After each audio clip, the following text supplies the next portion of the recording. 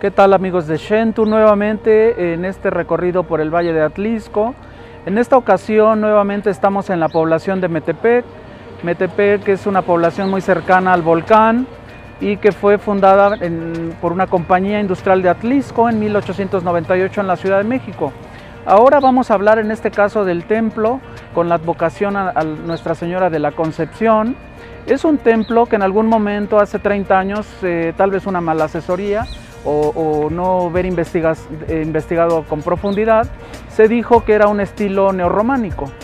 Sin embargo, ya con la experiencia que uno va adquiriendo con el paso del tiempo y la investigación que va uno realizando, obviamente que este edificio no corresponde a ese movimiento, sino más bien es un edificio híbrido que presenta muchas influencias, entre ellas muchas muy interesantes que corresponden a varios estilos y analogías con otros tipos de edificios, incluso protestantes, que se venían desarrollando durante el siglo XIX.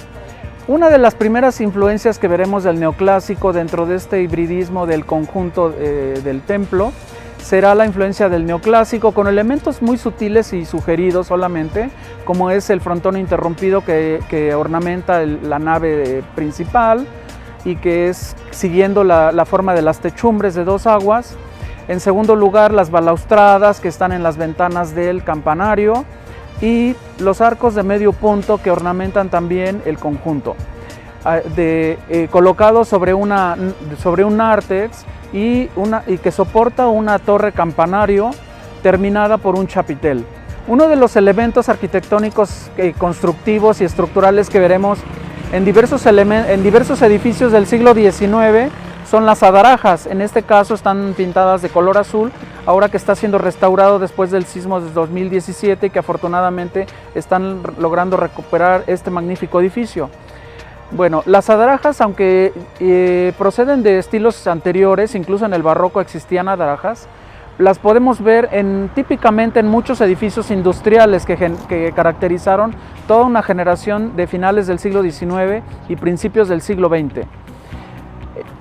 Otro de los elementos que veremos también como parte de los efectos de la revolución industrial es el uso del ladrillo ya de manera estética, porque antes era recubierto por aplanados o argamasas que cubrían todo ese material. Ahora lo vemos en los arcos de medio punto del nártex. Bueno, en su conjunto, les decía, por lo tanto es un edificio ecléctico que reúne todas estas influencias y que venían siendo también utilizadas como un edificio muy sutil también que se parece a algunos edificios ingleses que eran usados también por los protestantes.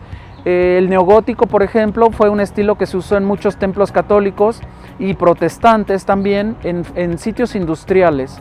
De ello vemos en el interior del Templo de la Constancia Mexicana, la primera fábrica textil también que se dice que de Latinoamérica, movida por la fuerza hidráulica. Vemos el interior del templo, que es un puro estilo neogótico, solamente que reinterpretado, porque la estructura es de metal. Ahí viene ya los efectos de la revolución industrial, reinterpretando todo este tipo de arquitectura que venía siendo ya una ruptura con los viejos modelos de la época gótica y medieval.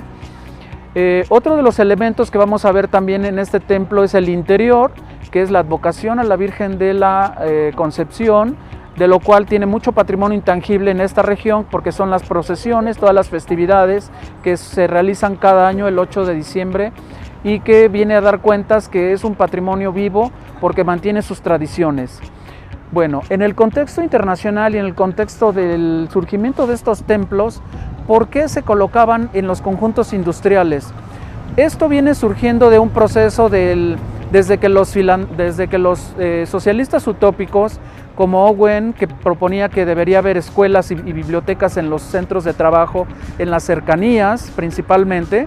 Vemos también que hay otro utopista que es muy reconocido y que es Saint-Simon. Saint-Simon tenía una esperanza de que el catolicismo, en una nueva reforma, en un nuevo catolicismo, replanteara en romper esas cadenas que existían entre lo que llamaba Marx la burguesía y las clases obreras, y que era una ruptura entre económica y social, y que era la principal fuente de unión que pudiera tener la iglesia como esa forma de retomar esa socialidad entre las diversas clases sociales. Esto lo vemos aquí en este conjunto claramente insertado en una colonia obrera donde tenía todos los servicios, la Company Town de la Compañía Industrial de Atlisco, y que vemos también en que este templo de 1923 reúne las diversos elementos como el escudo de la Compañía Industrial de Atlisco, que fue colocada en diversos rumbos de la misma población,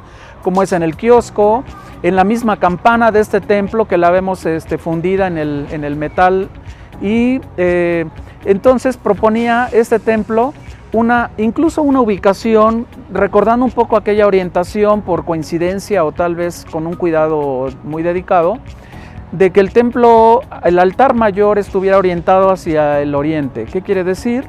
Que eran como los templos franciscanos orientados hacia el templo, hacia la zona de Jerusalén y los santos lugares de donde nació el cristianismo. Entonces, este edificio, aunque está fechado en la clave del arco principal de 1923, viene a ser uno de los últimos edificios con esta tradición del siglo XIX que presenta estos eclecticismos influenciados por los neoclásicos, incluso neomudéjares, no en este caso, pero los neohistoricismos que retomaron toda esta generación de finales del XIX y XX, y que vinieron con la ruptura con las nuevas escuelas arquitectónicas del siglo XX después de la Bauhaus y las escuelas de Chicago. Amigos, pues es un gusto, esperamos vernos en el próximo capítulo y esta cápsula. Amigos de Shentu, hasta la próxima.